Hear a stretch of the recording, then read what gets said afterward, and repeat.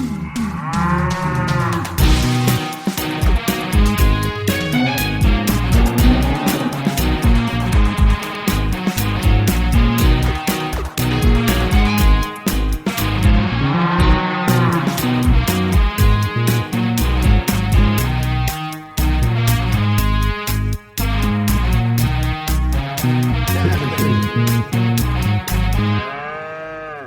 Craig, our dear friend. Oh, my bestie. Can you see to Craigster. it that when I die, Craig is one of the pallbearers, please? Sure. Great. What is the pallbearer again? They carry the casket.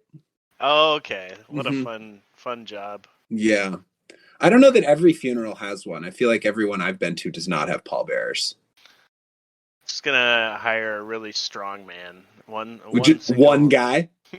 one single strong Paul named Paul. Man, yeah. That's a hell of a pallbearer. Doing the whole 6 man's job at one. Well, welcome to the podcast. Yeah. This is called Milking the Franchise, the Cash Cow Chronicles, Oh, yeah. where What we do watch on here, Tanner? movies. Hey, that's 3 cow jokes, you guys. You got to give us props for that. We are a couple calves out here, watching movies. My name is Tanner. My name's Chris. And this podcast is going to be about watching every movie in a franchise. Talking about all the IP, different variations on the IP, like video games and books, whatever we decide to focus on. And basically, looking at how IP is taken and just milked for every last cent. Absolutely. And I think this is a great franchise for us to start with because I feel like the Indiana Jones franchise is kind of one of the, I don't know, I feel like it kind of led that charge in turning a character into like this big franchise. And, you know, this was kind of one of the bigger ones that has led to the current state of movies where we get these huge behemoth franchises that blot out the sun, you know? Yeah, it's like the Indiana Jones and the whatever, you know, you could just put them in any situation. And the Prisoner of Azkaban. Exactly. Mm-hmm. Yeah. And the Philosopher's Stone, not sorcerers. And the Archaeologist's Stone. Oh man, who would have thought an archaeologist would be like one of our favorite action heroes, you know? Yeah. Seriously, amazing. He goes from brushing off artifacts to whipping bad guys. He does it all. The pitch meeting is just like, okay, so I got this idea about an archaeologist, right? I'm listening. He's looking at really old stuff. And... yeah, sexy old stuff. But wait, there's Nazis. And tarantulas. Yeah, so we're gonna pick each series of episodes. We're gonna pick a franchise. Each episode will be one installment into that franchise, one of the tentpole movies, and we'll kind of talk about some of the other stuff too. And we kind of touched on it, but these first 5 episodes are all gonna be the Indiana Jones movies, kind of culminating with the new one that's coming out this summer. And have you seen all the Indiana Jones movies, Tanner? Yeah. Okay, so we're both doing a rewatch on these then. Rewatch. I mean, I think I watched Kingdom of the Crystal Skull, the 4th one, just the one time in theaters with you. With you, yeah. 15 years ago. Yeah, we got some good stories from that time. We'll talk about on that podcast. Absolutely, yeah. But yeah, there's all sorts of games as well. There's Fate of the Atlantis, and you know, it's just plug in Indiana Jones's name into any caper or adventure, finding some old piece of history. Kind of like Da Vinci Code in a way. I realized Da Vinci Code probably ripped this off. What do you think? I mean, I think I've been thinking about that. I think a ton of stuff has ripped off this movie. Like this one in particular, even like all the Tomb Raider movies. It's just like do this with a sexy girl. I think the Mummy movies took a lot from this franchise. Oh yeah. Sahara, that Matthew Mhm. McConaughey movie, even has Nazis as the bad guys. So this one really cast a pretty big shadow over adventure stories, I think, in the way that we know them now. But I love those Even some movies, of so the I'm really excited to sequels. talk about this one. Yeah, absolutely. Yeah. The adventure genre, as opposed to Yeah. action, it's an adventure. Yeah. I mean, it's both. Globetrotting and, Yeah. searching for mysterious stuff. Yeah. And I was wondering if this is the first movie that used that like technique of showing the map animation with the line going, traveling across The little red the line. world. Yeah. Which has I become don't know that for sure, but that's always, I always associate that with these movies. Yeah. Yeah. I was gonna say even the sequels ended up ripping off this movie. Like this movie is so good that they just they kept trying to recapture it. Yep. To And we'll see in the next various couple success. episodes if they're successful. Did they reach the highs that this movie did? Because spoiler alert, this movie freaking rips. Oh, it rips. If you haven't Yeah. seen it, what is wrong with you? Mhm. You're missing out on one of the best movies ever made. Yeah. Easy. Just Yeah. straight up. Yeah. For so many reasons. Yeah. So also on this podcast, we will be doing these post-movie surveys. So we encourage everyone to watch along and participate in these. You can take them if you haven't watched the movie. But we do encourage you to watch the movie. Yeah. And there will be heavy spoilers throughout. This is a full recap podcast. So yeah. But take a look at the surveys. We're hoping that that'll be a fun way to like engage other people with these movies too, and make some funny jokes. Help us do our job here on the podcast.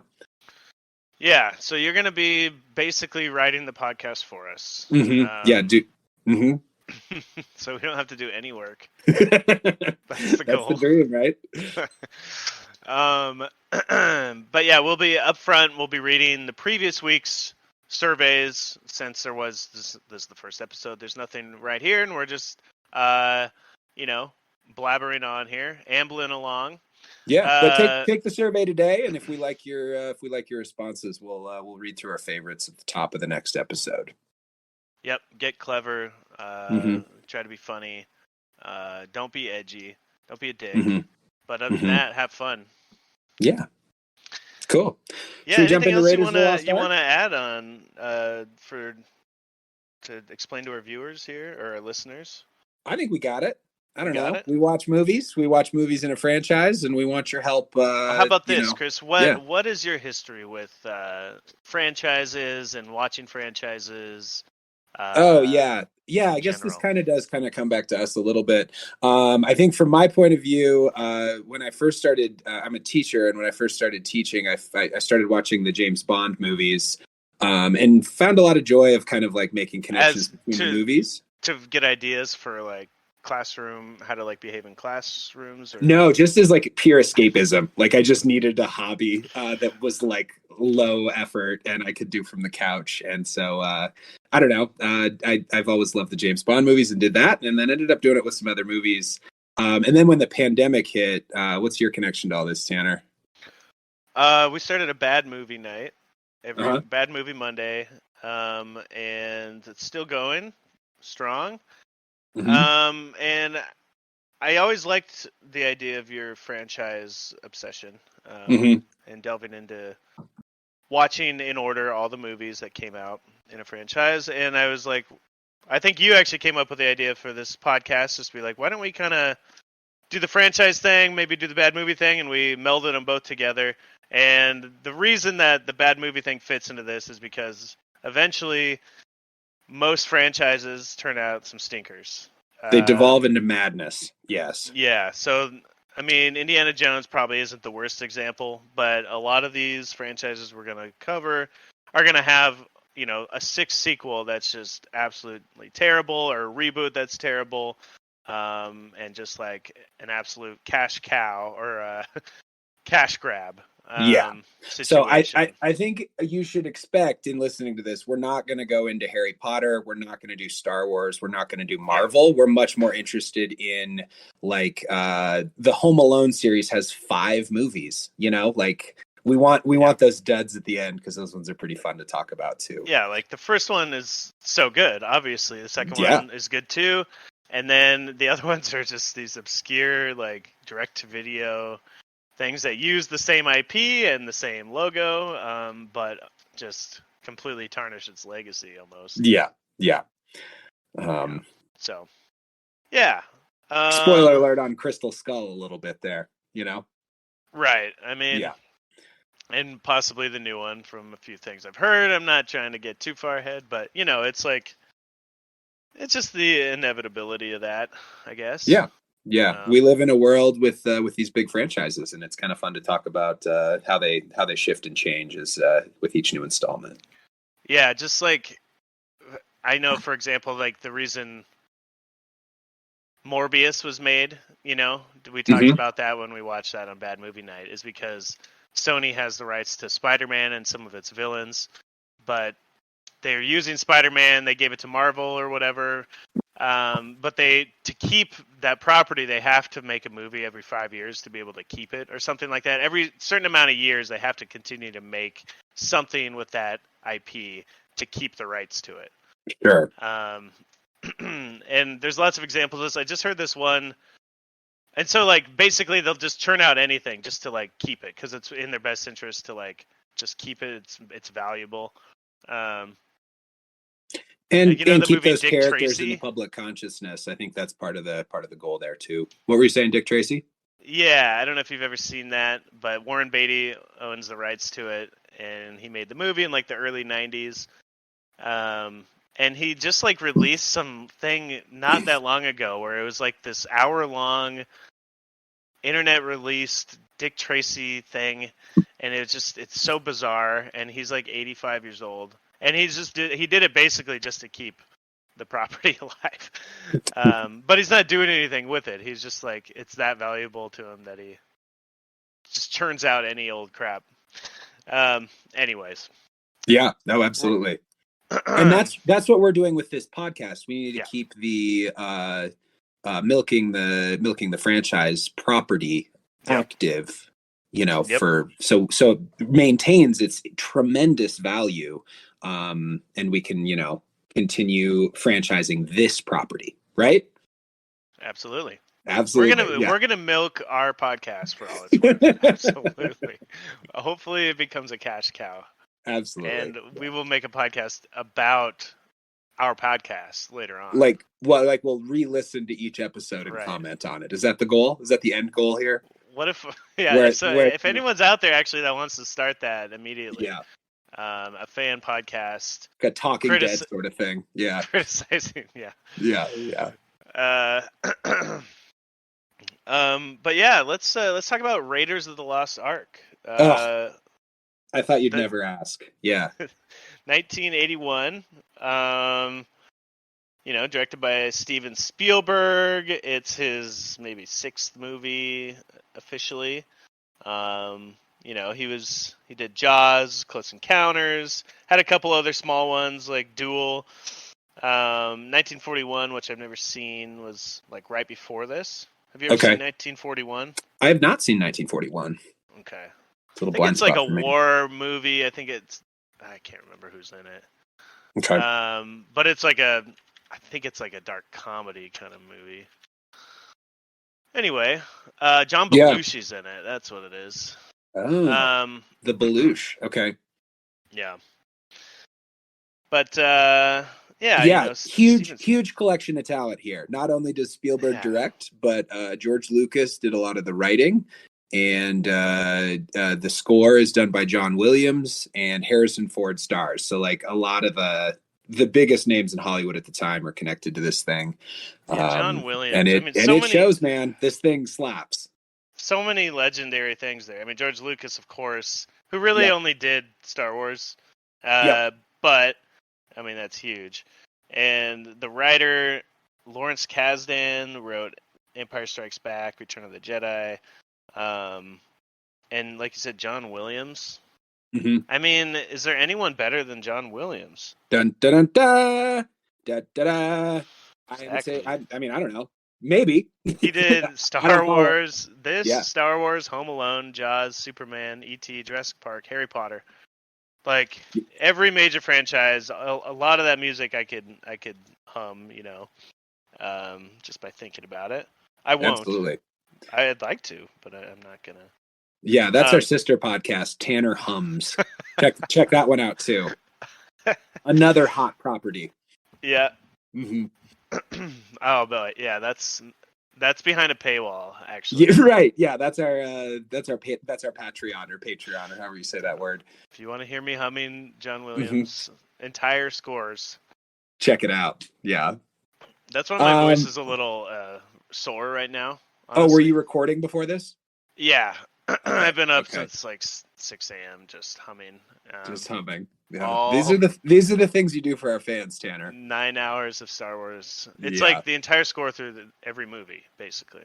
So it's been a while.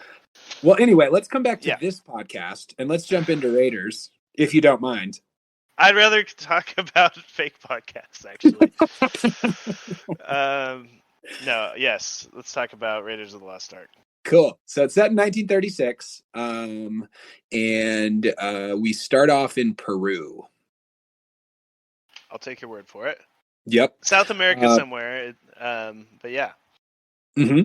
And Indiana Jones, we meet our titular character. He's searching for a temple with the help of some like local guides, including the first film performance from Alfred Molina. Yeah. I noticed that too. Doc Ock himself. That's right. And we it uses a lot of kind of tropes. There's blow darts.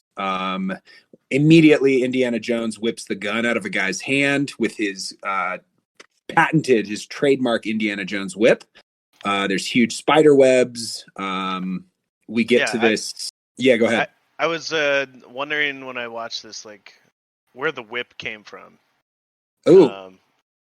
Basically, all I got is that the whip was because Zorro had a whip, and they thought it'd be cool to have Indiana Jones have a whip. So I don't know. That's or maybe it's just in the archaeologist's toolbox. They have their little archaeologist has brushes and a little hammer and like chisel, and then a whip for like, hey, get away from my idol. Yeah, exactly. Yeah. So we go into a temple, and this is something that again kind of has transcended this movie and become has been stolen by a bunch of other movies and stuff. But we go into a temple searching for an idol. There are a ton of booby traps. If you stand in the light, one of them's triggered. If you step on the wrong tile on the floor, and they navigate this tunnel, Alfred Molina and Harrison Ford as Indiana Jones, to reach this golden idol that they're trying to steal from this temple. Yeah, I mean, I don't know if anything had ever been done quite like this. This is the kind of thing when I think of like archaeology or like old, when you think of temples or pyramids or getting inside these things, this movie has like ruined it to the point where I think it's going to be way crazier inside than it is. You know what I mean? Sure. Like they're like, oh, we uncovered a tomb in Egypt, and it's like, oh, here's some like broken pottery. It's never like an amazing artifact, really. I think it's because of movies like this that have made me think that, there's all these all these like things. Just because I saw this when I was a child, I think it's like, it's always disappointing to hear the actual stuff. You know what I mean? You're disappointed that there's no giant rolling boulder? 100%. Sure. No, I get it, man. I totally get it. Yeah. But this first scene is super iconic. I feel like it's one of the defining moments of the whole franchise. You know what I mean? Like it really sets the stage with all the characters and just kind of his ethos as a don't give a fuck, world traveler, who kind of figures out stuff as he goes.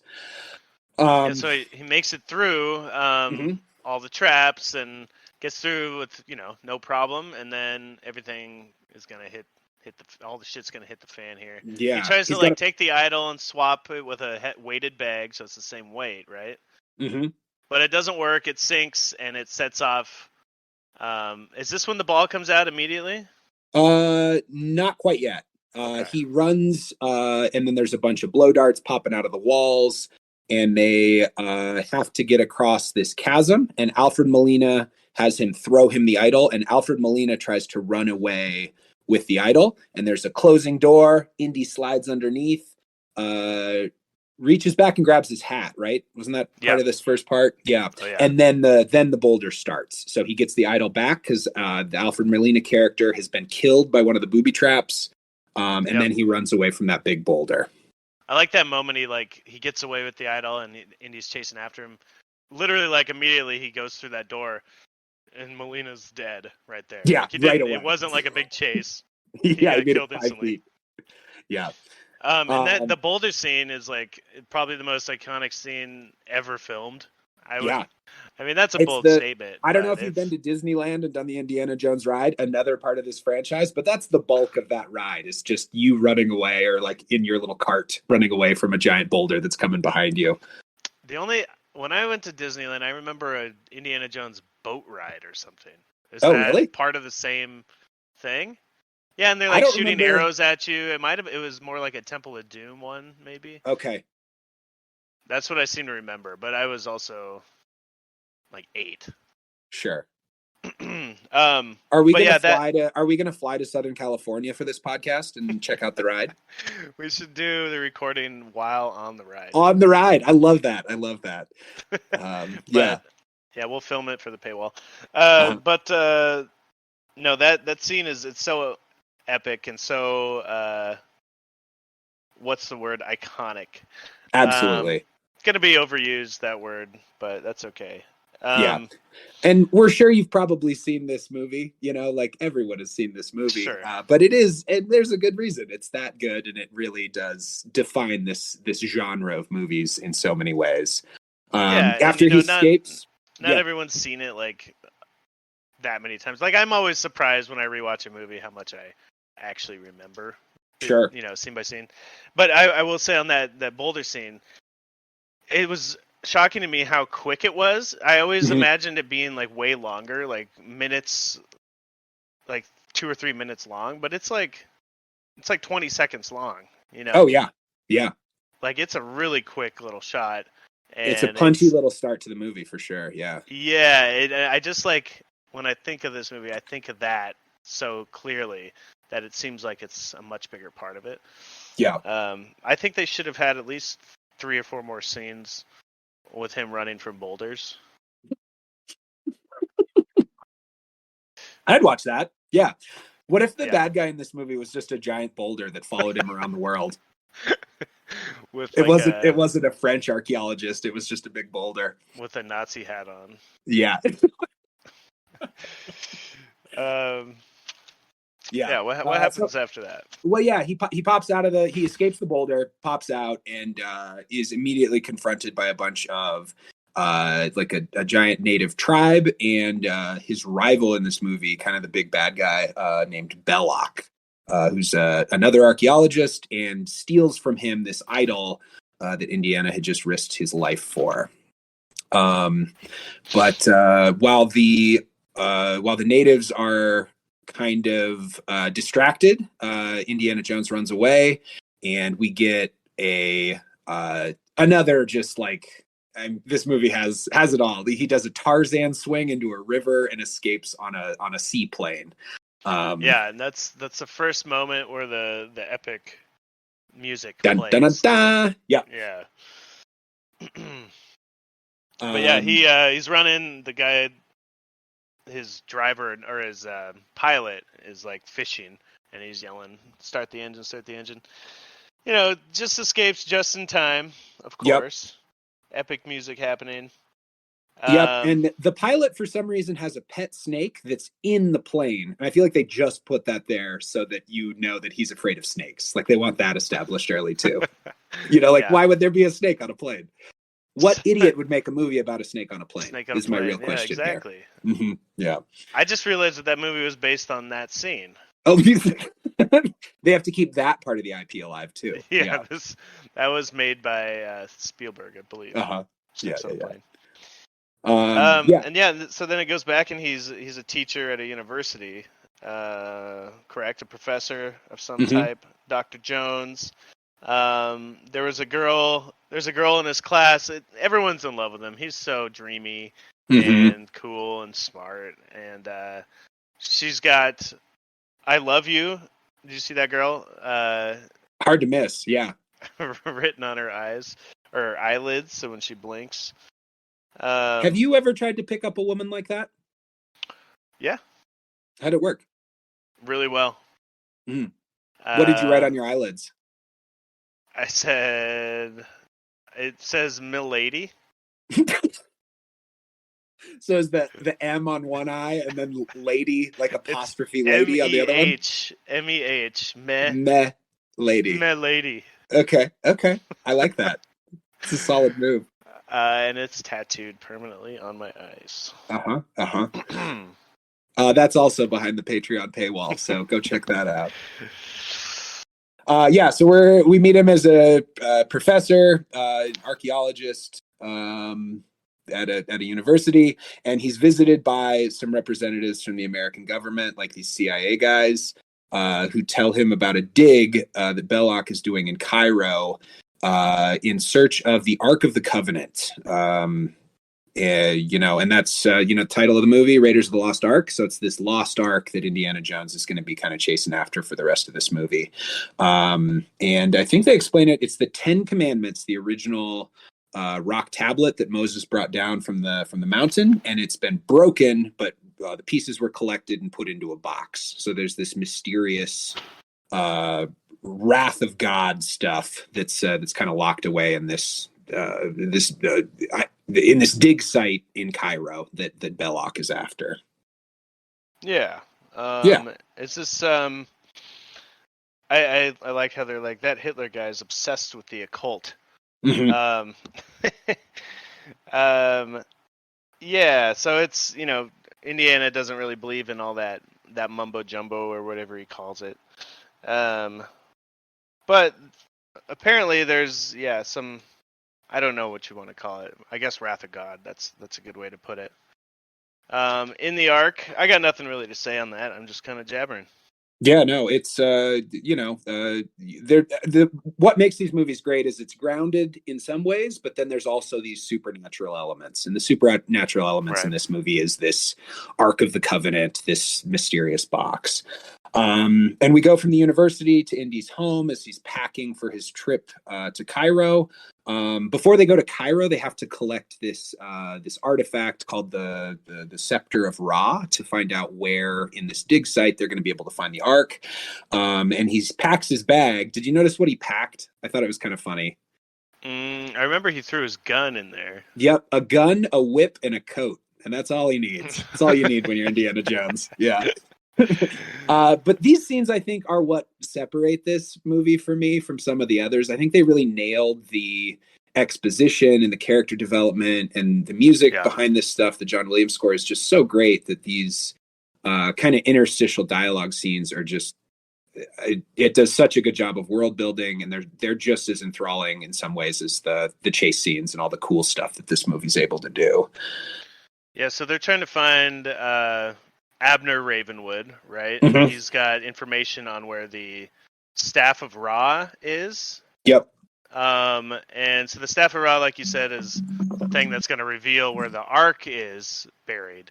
It's got like an emblem on it, and you shine it at the right time of day when the sun's coming in through the hole, and it'll shine on this little fake city that they created, and then it'll show you where it's hidden. So it's this whole like set of clues you got to decipher. Another fun part of these movies is those little like puzzles almost. Yeah. Yeah. You think those guys, the ancient Egyptians that hit it, could have just left an air tag or something, made it way easier to find. But yeah, they have this elaborate scepter and this. Just put like an X in the sand. Yeah, like treasure little, map. Like, do it pirate style. Cross stick or something to mark it. Yeah. Yeah, so we leave where I was a little confused if he was in New England as a teacher, but then when the flight starts, it looks like they leave from California. So I'm not really sure where he's at. But You're gonna if have to you be know, the map guide here, because it's I got when we're in Cairo a few places, but it jumps around a lot all it over the does. world, Yep. and it's hard Uh, for me to keep track. we start with a seaplane, which seems like a very efficient type of plane to fly around the world with. But he leaves from California, and you get that map that you were talking about, kind of that iconic world map with like scenes superimposed over the top of it. And he flies first to Nepal, and he's looking for this Abner Ravenwood.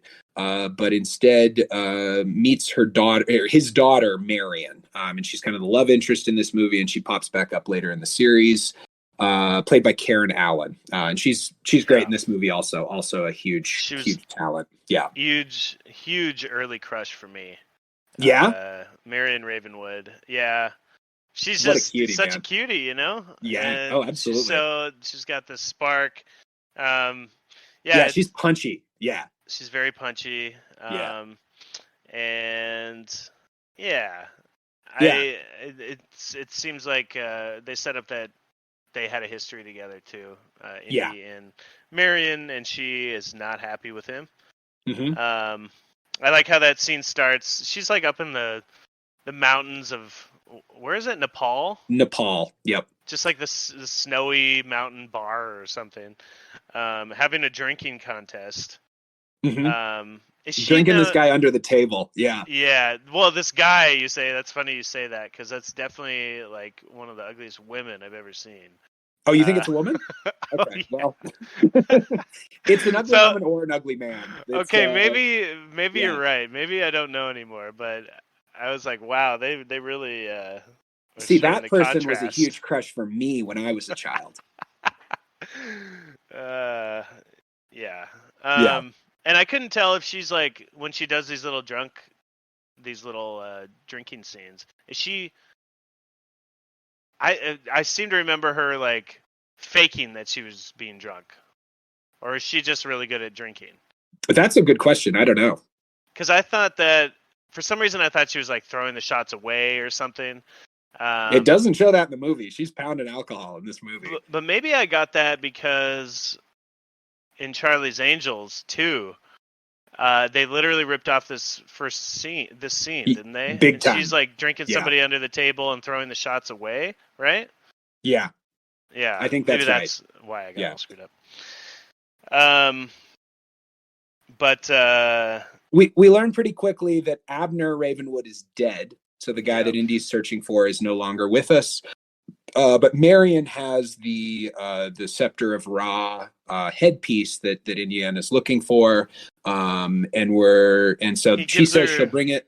Go ahead. yeah, he gives her $3,000 to Mhm. like bring it. And she says, "Come back tomorrow." But turns out she's wearing it as a necklace this Yep. entire time. Yep. And then we meet the other villains. So the other archaeologist is Belloc, but we also have Nazis, right? So the Nazis are after this same Scepter of Ra so that they can find the Ark of the Covenant, and they show up at her bar and try to get this medallion from her through force. They tie her up and they're about to kill her when who shows up, Tanner? Hans Naziman? Hans Naziman, maybe, yeah, but also Indiana Jones. Oh, to save the yeah. day. Yeah. I don't know that villain's name. That like super creepy Nazi guy. Yeah, I don't know either. He's just kind of a Nazi general. I don't know if they ever gave him a name, but he's got a really creepy face. He's well cast as the head Nazi. Yeah. Yeah. I was gonna say, maybe we should try to create a name for him, and that was my name, Hans Naziman. Hmm. Um, Should he get an origin story movie? That guy? well, yeah, like a Velma style animated. Jesus. Okay, yeah. Let's get right to work on that. Perfect. So the Nazis have a hot poker that they're holding up to Marion. Indy swings in and saves the day, and it sets up this huge fight scene. The Nazis set the place on fire. There's gunfighting. People get hit over the head with bottles. It's super chaotic fight scene in this bar.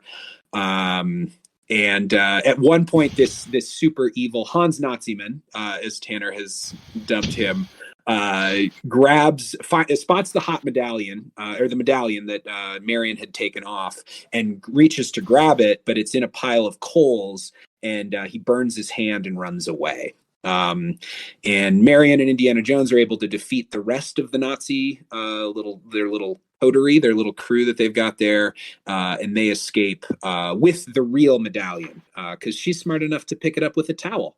What a little smarty. Yeah. This scene is, it's very fun. It's kind of violent. He shoots a guy like right in the head, and while he's on fire. Mm-hmm. And this movie's rated PG. Well, if you bring your parents to it, parental guidance, then it's okay. That's true. You could say that about anything. I mean, you can watch an X-rated movie, and if your parents are there, it's totally fine. That's cool. Yeah. But I'll talk about a little bit of that next week with the rating system. I don't know if you know the history of that. I don't. But, I would love to learn about that. Yeah. Yeah. Actually, I'll talk about it now because I'm talking about it. It was this movie and then Temple of Doom that introduced the PG-13 rating system, because Spielberg was like, they kept giving him an R rating. They gave this movie an R rating at the beginning, and Temple of Doom as well, because it was just like, it's too violent for kids. But Spielberg saying is, it's like there should be something in between, because it's okay for like a teenager to see this, but it's not okay for like a 5-year-old or an 8-year-old to see, probably. Okay. And in this movie, it was the face melting scene at the end, where they had to literally just like cut out like a couple seconds or something. They have all these weird rules about the rating system to get it down from an R rating. Yeah, or they had to like show it from like afar or something like that, or like block it for a little bit just to like get this movie a PG rating. Okay. And then after that Temple last of scene is Doom, kind of nightmare-inducing. I can kind of understand why. Yeah. So Temple of Doom was the first one that was the straw that broke the camel's back kind of thing of the rating system, and then it was directly after that Red Dawn became the very first PG-13 movie ever made. Oh, okay. But I just thought it was interesting that these movies were the ones that brought that into existence. Cool. Yeah, no, that is interesting. Yeah. To jump back into the movie, that scene ends and there's a great line from Marion. Well, Jones, at least you haven't forgotten how to show a lady a good time. So after that epic fight and her bar gets burned to the ground, that's her thing. So she decides she's gonna, let him use the idol or the medallion, but she's coming with. So she's part of the team now. And they take off, they leave Nepal and they go to Cairo. And so most of the rest of the movie is set in Cairo at the dig site, because again, he's an archaeologist, right? Hell yeah. Yeah. Let's dig into it. Let's dig in. So we meet his buddy. He's got a connect in Cairo named Salah. And he kind of, through some exposition, shares about Belloc being at this dig site, working with the Nazis, and they've hired a ton of people from Cairo for this excavation while they look for the Ark of the Covenant. Marion adopts a little Nazi monkey. Did she adopt the monkey? I thought that was a Nazi. Oh, it is a Nazi monkey. Yeah. The monkey definitely does a Zig Heil at one point. Yeah, dude. I read on IMDb today that it took like 50 takes to get one that looked enough like a Zig Heil that they could use the footage, which is pretty funny. Salah is good. It's Jonathan Rhys-Davies, who played Gimli as well in The Lord of the Rings. Oh, okay. I knew I recognized him. I didn't make that connection though. Yeah. Then there is an ambush in the market. pretty quickly after that scene, where Marion hides in a big basket, but the monkey sells her out to the Nazis. The Nazis are kind of chasing them to try and get this medallion so they can find where the Ark of the Covenant is. There is it's a pretty fun chase scene through like a Middle Eastern market. And and there's then so many just legendary moments in this movie. Just oh yeah, just so many little things, little details. Like at one point, he stabs a guy. I forget who stabs him, but he stabs one of the guys, and like it goes through him with like a rapier and stabs the fruit on the other side, and like the fruit's kind of hanging through the sword. Just like that's just a cool little shot. Just kind of almost a throwaway, but just so many cool little details. Yeah, and there's also that great shot with that sword master. This guy pulls out this huge rapier and like does all this show off sword work. And Indiana Jones, instead of fighting him, just pulls a gun and shoots the guy dead.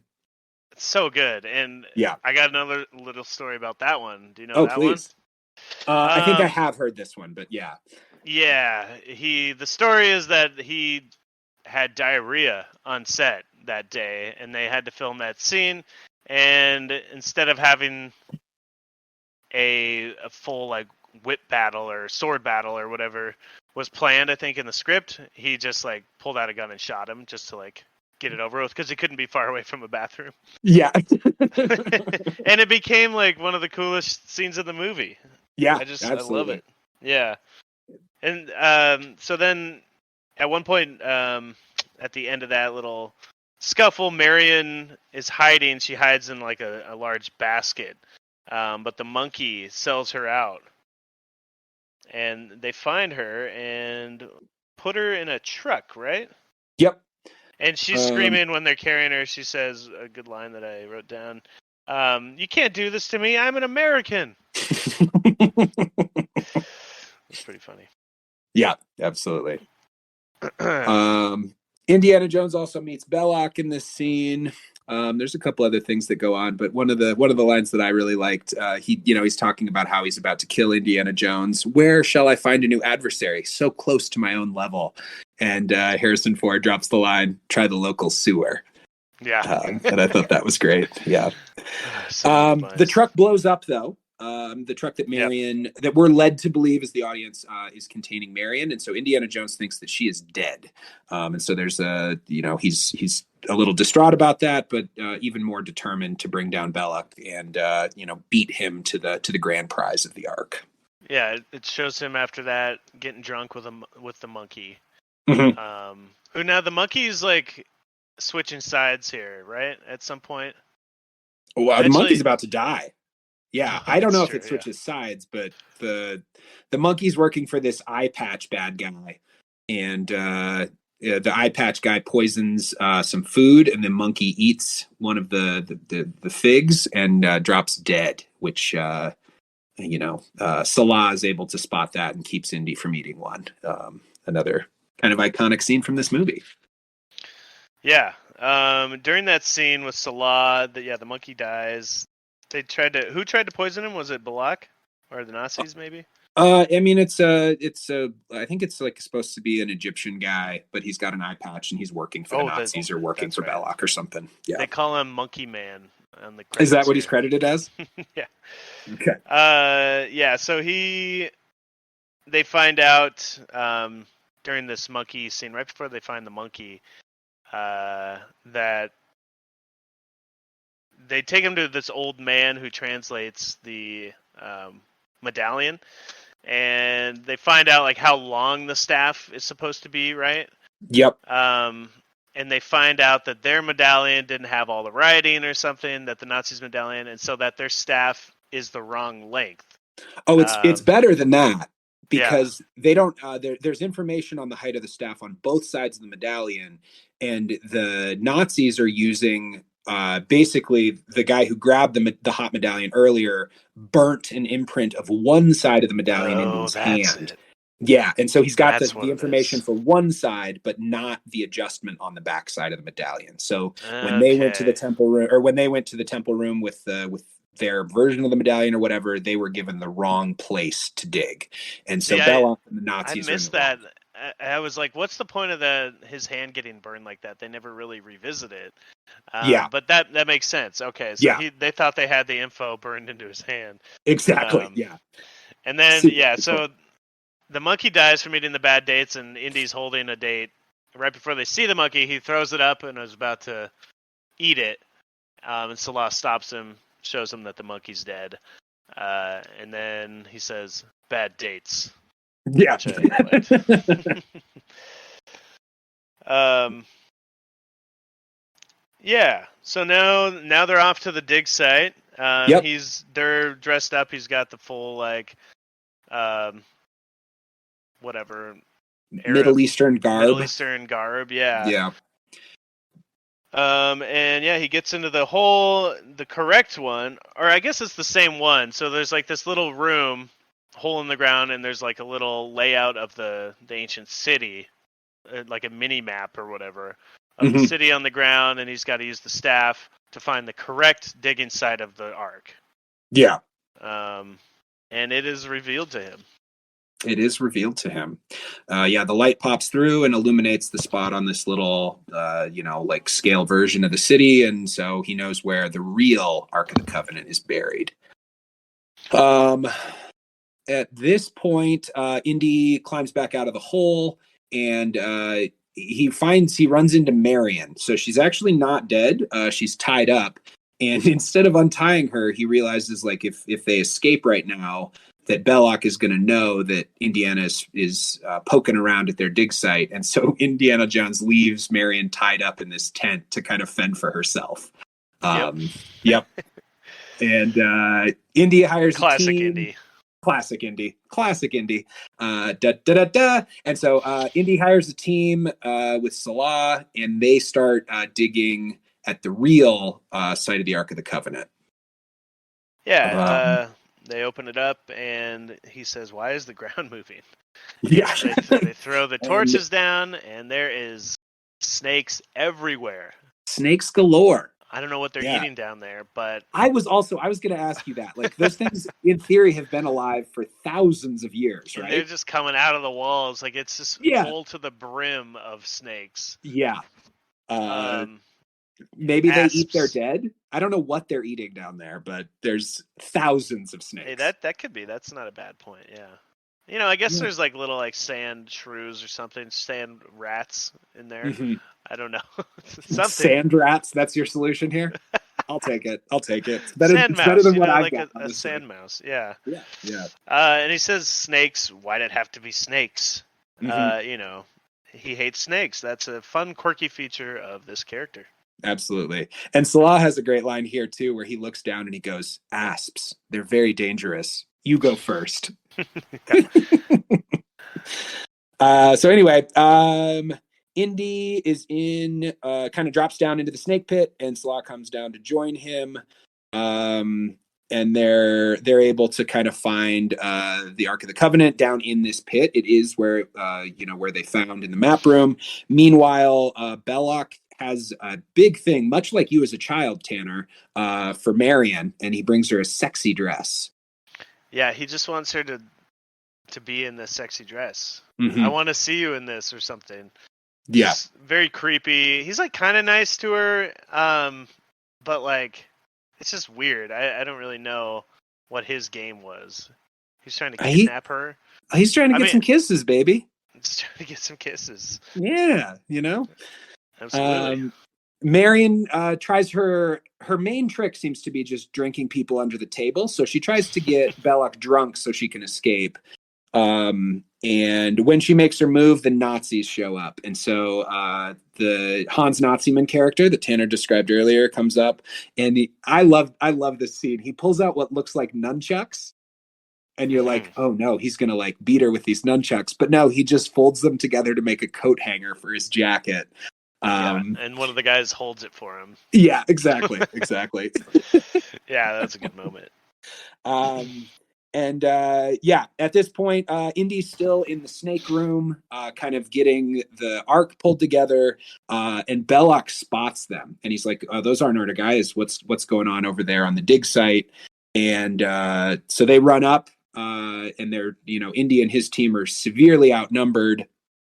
Um, and the Nazis toss Marion into the pit and close the lid. And so Indiana Jones has a couple torches. He's got Marion, but it seems pretty dire. It seems like he's locked in this dark room with a bunch of snakes. Yeah, they're using the torches to fend the snakes off, but the torches are winding down a little bit. Because everybody knows snakes hate torches. They hate torches. It's true. They hate them. Yeah. They're afraid of fire. Just like Indy's afraid of snakes, they're afraid of fire. So yeah. It's like a food chain, but with fear. It's like a what? Never mind. It wasn't a good joke. Just let that one go. You said like a futon. A food chain. Food chain, yes. Yeah. Absolutely. Yeah. So yeah, he he hatches his little plan, and he gets up on this statue, gets some dun dun dun. You know, whenever Indy's like, he's thinking he's got a plan in the works, you hear the music cue in. Yep. And he knocks over the statue, making a hole in the snake wall, which luckily leads to an escape route. Yep. Yeah. And during this time, is this when he found the Ark? Or is this in a... Yeah. They've got the Ark now. And so they've already got the Ark. So he had already found it in this room with Salah, and they had taken it out right before Marion got captured and thrown in, right? Correct. Yeah. So now the Nazis have the Ark. So what happened? I guess Salah got out first with the Ark, and then they saw him coming out. Exactly. Right? Yeah, because Salah is not locked in there with them. Yeah. There's a great moment in there where she's, with the snakes, and he's got the whip on his hip, and she tries to burn the whip, thinking it's a snake, and his pants catch on fire a little bit. Yeah. I like that. Yeah, so after they make their little escape with the statue, and part of this building is just exposed. You really think if it was poking out of the sand, somebody would have discovered this already, but they, as soon as they pop out, they spot a giant Nazi plane, and the plan was for the Nazis was to take the Ark and fly it back to Germany to deliver it to Hitler, so they approach the plane to try and think on their feet, but sabotage the transport of the Ark back to Germany. Yeah. Yeah, this another great action scene here. Trying to board the plane. Marion gets locked in, is shooting this gun, blowing everything up around her. Yeah. It's just spinning. The plane just spins in a circle on the runway or whatever tarmac it's on. And she's blowing up guys left and right. Yeah. And there's a gasoline spill. Yep. Meanwhile, Indiana Jones is fighting this mountain of a man. His punches aren't doing anything, and he's totally outmatched strength-wise by this giant Nazi henchman. But the spinning plane has propellers on the front, and this guy doesn't hear them coming and gets propellered. And there's a big blood splash on the side of the plane. So, maybe not a great movie for a PG rating, but, this is another one of those PG-13 scenes. Yeah. Another, kind of brutal. I mean, it's not like they show the gore, but it cuts away and blood splatter everywhere. So it's pretty brutal. Pretty brutal. Yeah, pretty brutal. Yeah, they foreshadow it a little bit. I like that. With Indy having to duck under it and kind of dodging out of the way of the propeller at one point. Just really, really good action sequences here. Yeah, absolutely. Yeah, so the fuel is coming in, and Marion is stuck in this little plane. She's stuck again. Indy's got to help her out of it. And I believe he shoots the cage or whatever that she's in, or the covering. It's like a little, like a little gun turret. Yeah. Yeah. And it's like a little latch or something. So he shoots that, gets her out at the last second. Everything explodes in the area. I think it wasn't until that moment that the Nazis are alerted to, or the main Nazis are alerted to it, right? Mm-hmm. Yeah, the explosion kind of brings their attention. Yeah. Yeah. And is this what happens now? Do they get captured again? Well, no, the Ark has been loaded onto a truck, right? Because the airplane's gone. So the Yeah. Nazis have to basically drive the Ark from the dig site to Cairo, so then they can fly it back to Germany. And Indiana Jones chases after them on a horse. Right.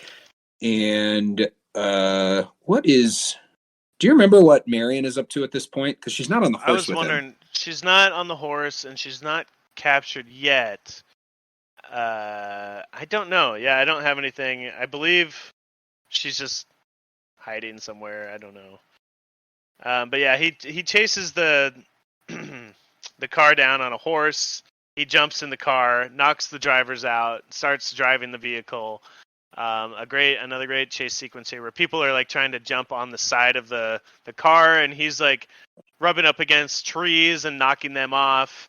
Oh yeah, fighting guys, throwing them out of vehicle. Super fun. And then a guy comes in after he knocks a bunch of guys up. He thinks he's good. Like a fifth guy hops over and immediately gets in and shoots Indy in the arm. yeah. More blood splatter all over the window. But Indy fights him off successfully. He also knocks a car completely off a cliff at this point. Huge cliff. Yeah, Huge cliff. Yeah. Yeah. Yeah. Oh, and he gets knocked by this guy, I believe, under the front of the car. Out the windshield's gotten shot out at this point, and Indiana Jones gets knocked out onto the hood of this big truck that's transporting the Ark of the Covenant. So the Ark's in the back, and Indiana Jones is stuck on the hood while this henchman is driving the truck. Yeah, and he works his way to the front. He's kind of like the grill is falling off. He's trying to hang on as best he can, and he decides to get under the car. So now he's like made a full circle on this vehicle. He's going from inside to the front. Now he's going under the car and crawling all the way down, and then he latches his whip down somewhere on the back of the car, and now he's being dragged behind it. I don't understand how his whip works. Do you understand that? Yeah. Because like sometimes he just whips at something and it ties a knot that's strong enough to support his weight. Well, see, that's what's so cool about the whip. You know, Mm-hmm. You can do anything you want it to do. Maybe there's a magnet at the end. What do you think? They didn't have magnets back then. Oh. You're right. That was a stupid idea. I take that. That wasn't invented until the 40s. Okay. Maybe in the next movie there'll be some stuff with magnets. You know, you don't have on those. So. Okay. Yeah. No, I don't know. It's just movie magic, of course. I mean, maybe somebody could work a whip like he does, but I don't know.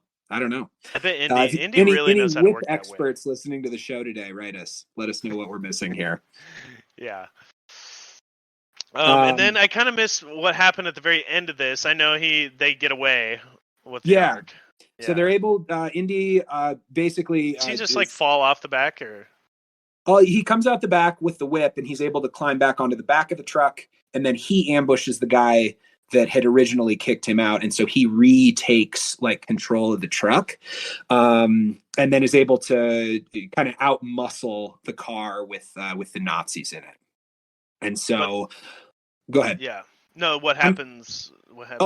I'm assuming that Marion is probably with Sallah during all this because she's not a part of this chase scene, and she and Indy and Sallah are kind of reunited at the docks, and they decide that they're going to load the Ark onto this boat and take the Ark back to America and return it to the CIA. Oh, so they do have the Ark at this point. Okay. They do. Yeah. Okay. I lost that. And they load it onto a boat, and there's a cute little like love scene where Indy's like super beat up. He's gotten shot. He got dragged behind a truck. He fought like 40 dudes, and so he's like super wounded. And Marion kind of dotes on him a little bit and gives him some little. He's like, oh, it hurts. It hurts here. It hurts there. And she's like, God damn it, Indy, where doesn't it hurt? And then he like points. Where is he? I forget where he points first. Like on the top of his head, and she kisses his elbow. It. Yeah. Then he's like in here, and he's getting all like kind of like vulnerable about it, you know. And then he points on his eyes, and she kisses that, and then he points here on his lip. And then he immediately falls asleep. and immediately falls Yeah. asleep, and she gets mad at him. Oh, that's good indie. That's good indie right there. Good indie. Good indie. Yeah. And then they wake up, and lo and behold, the Nazis are here again. Yeah. There's a U-boat. Yeah. They found him on a submarine. Yeah. A me boat.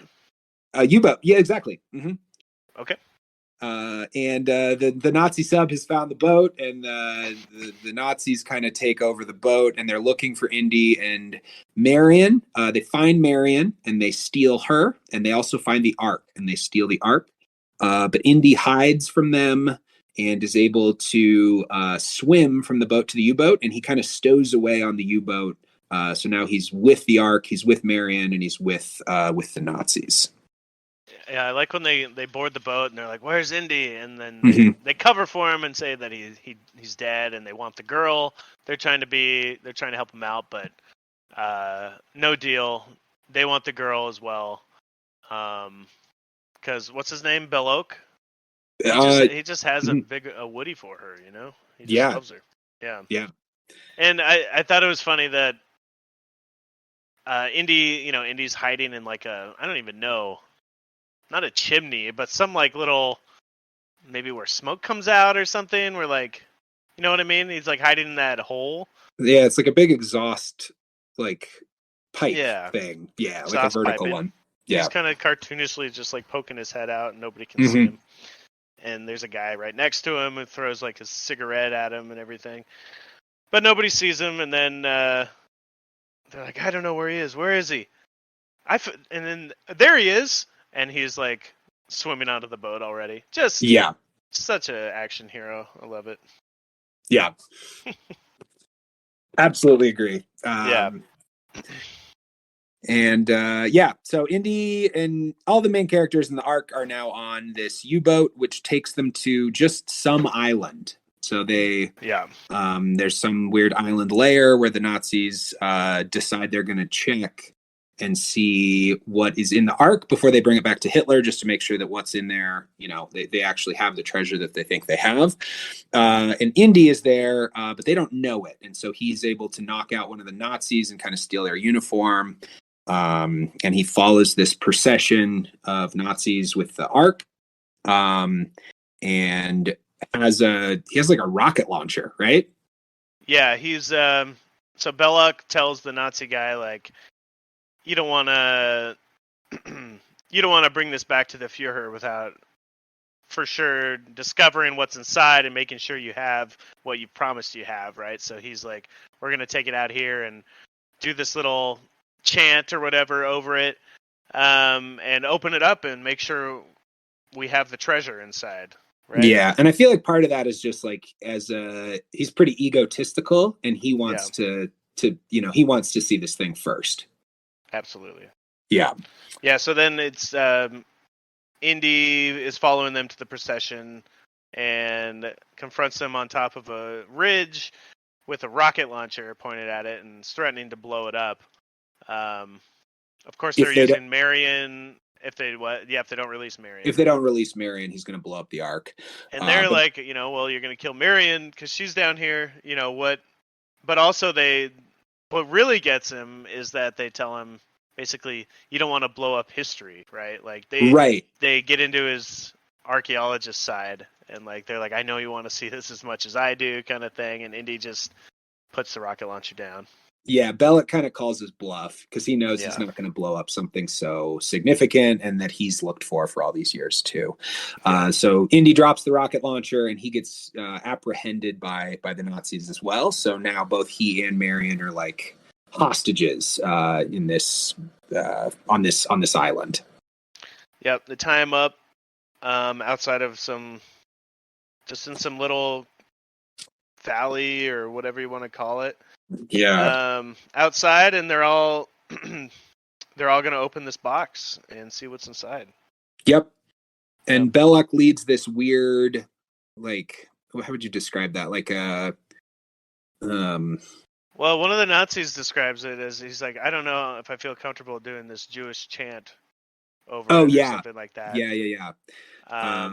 But it's like at the time it was like ceremony. That's the word I'm looking for. It's like this ceremony to before you open the Ark of the Covenant, and so they're doing this. He's got like this weird headdress on and like these cloaks, and they're doing some incantations, and they open the thing up, and it just looks like sand initially, but then all sorts of creepy ghouls and Wrath of God stuff starts coming out of this mysterious box. Yeah, they're initially disappointed. Yeah, and then ghouls and ghosts come out, and Indy knows he has the, no one else thinks to shut their eyes or avert their eyes, but he knows to shut their eyes. He's like, it's too powerful. You don't want to see what's in there, kind of thing. So him and Marion just shut their eyes. Here's my question, Tanner. Do you think like they had on their eyelids, do you think they wrote like, ghouls, please leave us alone? And it was like a message on their eyelids that they foreshadowed earlier in the movie that the ghouls knew not to mess with them. Absolutely. Yeah. Indiana Jones, man, he's always one step ahead. It just said, please, God. Or like, please, spare me. Yeah. That's great. Yeah. But these ghouls fly around, and there is a super intense series of deaths of the Ark of the Covenant just killing Nazis. So like faces melting, Belloc's face explodes.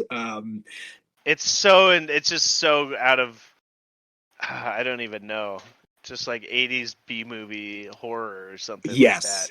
Just totally devolves where lightning is shooting out of it and shooting holes in every like of the little guards out in the audience watching.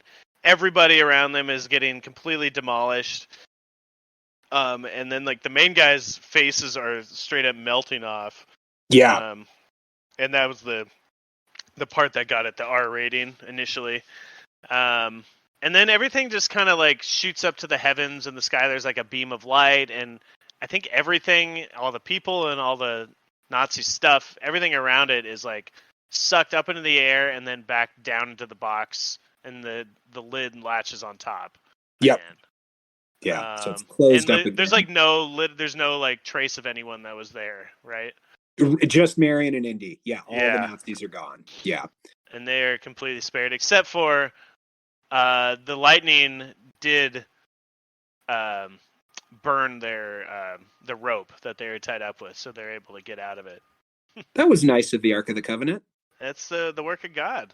Work of God, man. Yeah. His eyelids must have said, please burn these ropes, God. Yeah. And let me out of this situation. That's what the eyelids said, you said? Yeah. Yeah, I think so. Yeah, please burn them. It said like multiple sentences on there. Really small writing on their eyelids. Yeah. Yeah, and that's about the end of the movie. Indy returns the box to the U.S. government and is pretty frustrated that he doesn't really know where it's going to go. They're not putting it on display at a museum or anything like that. The U.S. government is just kind of taking this. And we get a scene at the end of them basically loading the Ark into this giant storage facility where it's one of millions of pieces of, assuming, like kind of mysterious, strange things that the U.S. government has been collecting over the years. But it's just getting put in storage. Yeah. Yeah, I love that. That's another just amazing shot of just like, they're like, well, where is it? Like, what are you guys doing with it? And he's like, we've got our top men working on it. Like the government bureaucrats or whatever are kind of just like, I don't know, just covering it up, I guess. But yeah, they just hide it in this massive, never-ending warehouse full of who knows what other, alien stuff or whatever they have in that room. And I think that's revisited in the other movies again, right? Yeah, and I think Crystal Skull comes back to it. Yeah. That's what I was going to say, that one, Yeah, so we'll touch on that stuff. Crystal Skull does have some good fan service moments that I'm sure we'll get to with that movie. But like you said, I haven't seen that one in a long time either. I honestly, I think that's the best thing to do with something like that. What do you do with that Ark? I mean, you don't want anyone to have it. You could bury it again, but it'd be found again. Just lock it away in the never-ending warehouse. Yeah, and that's how this movie ends. Yeah, and it's just, I love it. Yeah, Well, cool. that's That's the all movie. I got for this movie. You got anything else? No, no, just what an amazing movie. Yeah. Just a legendary movie. Yeah, it was a major success. Yeah, you got some numbers for us here? Because, yeah, this is like the quintessential adventure movie. Great, don't give a shit character, like incredible music, great scenes. Like it's really got it all. And it's kind of defined this genre for, 50 years or however long it's been since this thing came out. Yeah. So this movie came out after Star Wars and all that. So I think, and after Jaws, so both these names were like pretty big. All these names were like Harrison Ford. This is his peak, or not peak, but just like the beginning of his like amazing run of great movies. The movie cost $18 million to make, and it made $389 million worldwide. We've got pretty good return on investment there. Exactly. Movies back then like really had longer legs, so it opens with $8 million and then ends up grossing that much. It probably had a bunch of re-releases over the years. I think, when did VHS come out?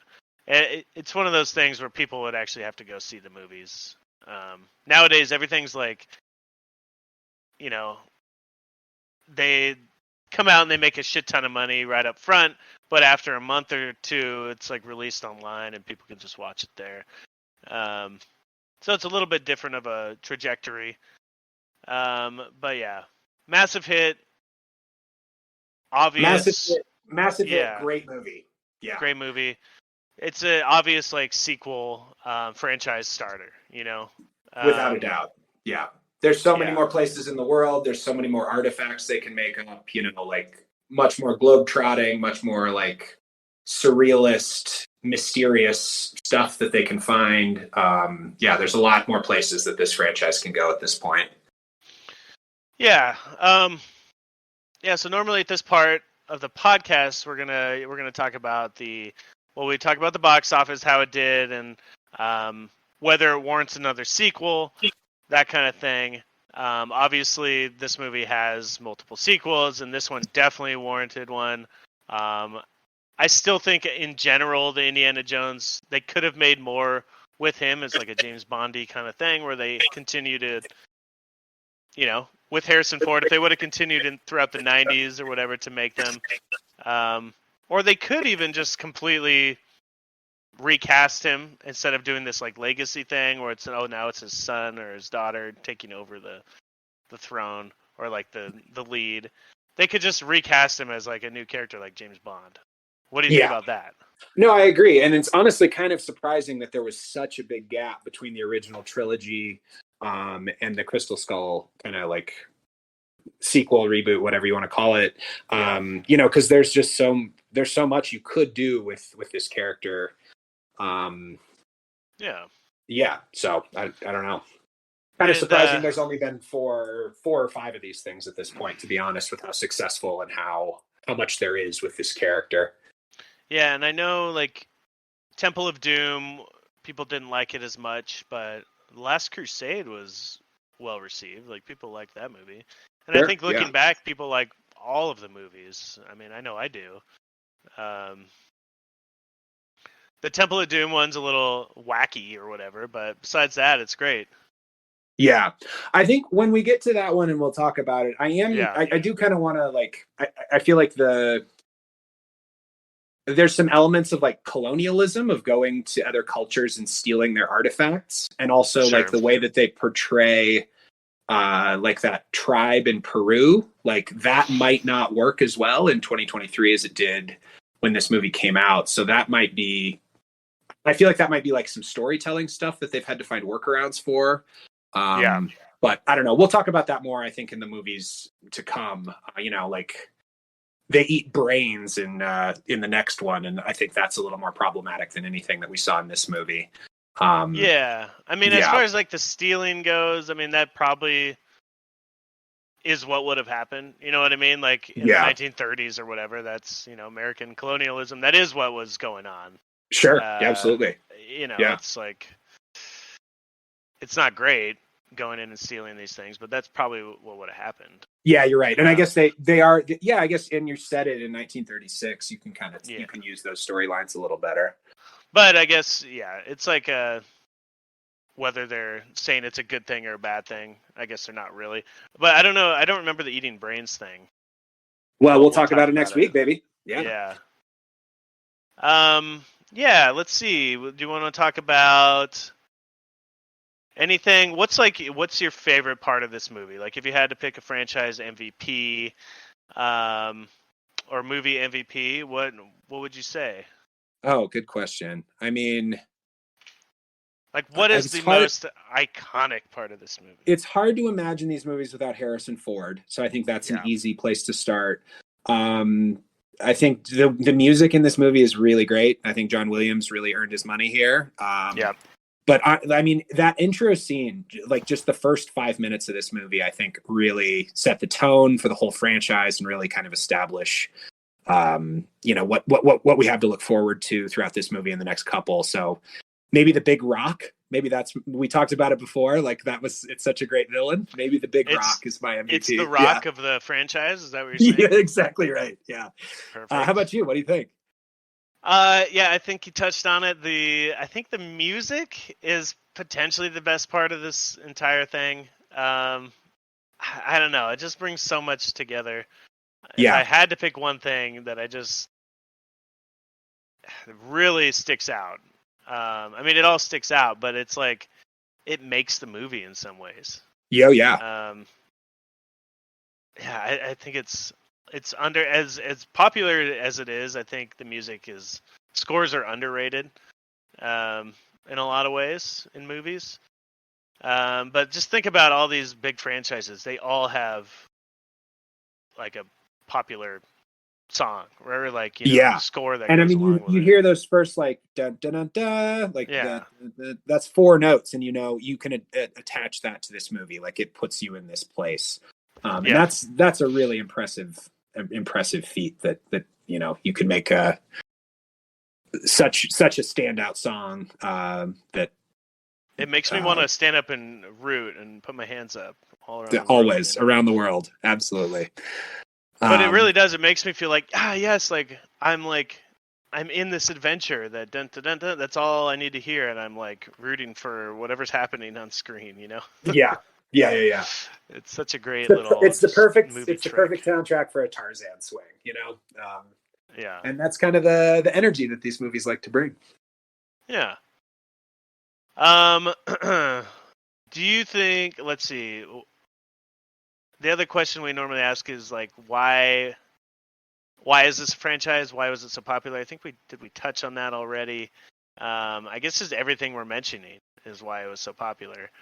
I mean, these movies just have so much momentum. There's such a fun sense of adventure. Like you get to, it's really that escapism, kind of the best part of seeing a movie is it takes you to another place. And, you get to see dirty, dingy bars in Nepal. You get to see dig sites in Cairo. You can kind of travel the world without even leaving your couch when you watch this movie. And it's just a fun watch, Now, do you think scientists or archaeologists, like this movie and think of themselves as Indiana Jones type people, or do you think that they think it gives archaeology a bad name? I bet if you talk to archaeologists, I bet at least half of them got into archaeology because of these movies. That's my guess. Yeah. That's a good point. Yeah. Yeah, so it's kind of a no-brainer. Some movies that we watch, it's like, why was it so popular? It's kind of a flash in the pan kind of thing, or like, I was thinking about we watched the Shaft movies at one point before we started this podcast, and we decided that the reason that movie was so popular, there's lots of reasons, but the song itself was such a great song that it kind of just like propelled the movie into getting popular, right? I mean, I feel like that song drove its popularity to have people continue to go see it, and this movie has a lot more going for it than just something like that, Yeah, I think so. Yeah. Different setting, different character traits and everything. But yeah, I mean, they really found a lot of little pieces to fill out this character and fill out this universe. And the song just really adds a lot to that here. Yeah. Yeah. And with that, I think we'll wrap up this episode. Does that sound good to you? You have anything else to add? No, I think we kind of hit on everything. You know, and the goal of this podcast is to watch a series. You know, like I think both Tanner and I feel like this movie is a 10 out of 10, just an all-time movie.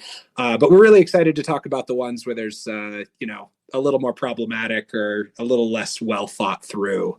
So stick around for the next one, and we'll come back with some more Indiana Jones content. We were searching for names for this podcast, and obviously we found the best possible name. Absolutely. But one of the things was jumping the shark. That was one thing that we kept going back to, but it's been used already, and it doesn't fit everything we're talking about, I guess. But the other term for jumping the shark, you know what that is? I don't. Nuking the fridge. It's kind of become like a modern day version of jumping the shark. Okay. Which comes from the Indiana Jones 4. So and we'll cover that scene probably about 2 hours worth when we get to that point. We'll have a whole episode based and check in with Tanner Hums for him to hum the sound of that atomic explosion and the whistling that the fridge makes as it flies through the air. Absolutely. And another thing, so we mentioned at the top we're going to be doing these surveys. Please watch along. Take the survey. It only takes a couple minutes. We're going to have some funny prompts. We're going to try and keep it to 5 or 6 quick questions. They're fun prompts, and a couple of them are multiple choice. So, please jump on there. Yeah, it's not a test. Engage with the show. We want to hear what you think. Yeah. But another part of this that we're going to be doing, we were talking jokingly about the behind the paywall, but we're going to be playing video game adaptations of this. I've already started a little bit of the Indiana Jones point and click adventure, so we'll talk about that next week a little bit more. Sure. And we're going to be watching, there's like TV shows. There was a Young Indiana Jones show, so we're going to be watching a little bit of that and talking about that, and kind of just everything that they've done with this IP, including going to Disneyland and broadcasting live on the ride. No, that part's a joke. But so stay tuned for that. Maybe if you guys do want to see us do extra content like humming or playing these games live on Twitch or whatever, we can set up something like that. Yeah, and honestly, also if you have other Indiana Jones IP that we haven't thought of that you think is funny, let us know. Like I'm sure there's other stuff out there beyond the video games and the movies and the shows. So if you know it, hit us up. Your task for next week, Chris, is to read all the books. Oh my! Okay, all the Indiana Jones books that have been written and comics. Is that all right? And I'll play some video games. Sounds like an equal division of labor. I'm into it. But we'll talk more next week. Temple of Doom. Watch it if you want to. Take the survey, and we'll see you next week for more movies. Is that Thanks, guys. Okay. That's it. Bye. Bye, guys.